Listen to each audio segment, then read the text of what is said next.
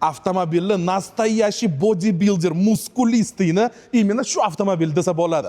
Bugun sotuvimizda BMW XM 748 ta ot kuchli полноценный гибрид. Buni dizayni просто отдельная tema. Realni boshqatdan yasalgan dizayn BMW zavodida. 2023-yil avtomobil probegi atigi 14.000 kilometr. Ancha ziyoniga hozir buni egasi sotyapti. Sizlar olib mazza qilib haydashinglar mumkin. Buni полноценный bagaji, salkam 600 litrli вместимости va orqa fara va dizayniga отдельный ahamiyat beringlar. Realni hech qaysi boshqa BMW ga o'xshash emas. Сказочная комбинация salona, tepa qora, past такой label red desa bo'ladi.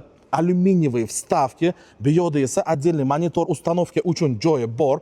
Orqada o'zini klimat kontroli va tepamizda strukturная подсветка крыши. Salonga o'tirganimizda mana bizda vid shunaqa ochiladi. To'g'risi aytsam, har bitta kolonkada, har bitta pishalkada o'zini отдельный подсветкалarigacha bor. Plus bu ko'rinish такой туфтовый emas, реально такой нежный подсветка beradigan, hech qanaqa bachkana joyi yo'q. Men uchun shunaqa. И реально xudo xolisa Alloh nasib qilsa, keyingi mashinam X5M dan keyin именно XM ga harakat qilaman. Tim bo'lgan narxlar hozir juda ham dostupniy bo'lib qoldi. Men bu krasataga qaranglar, head-up o'zi bilasizlar, patolog. Bunaqa pulga просто shedevr.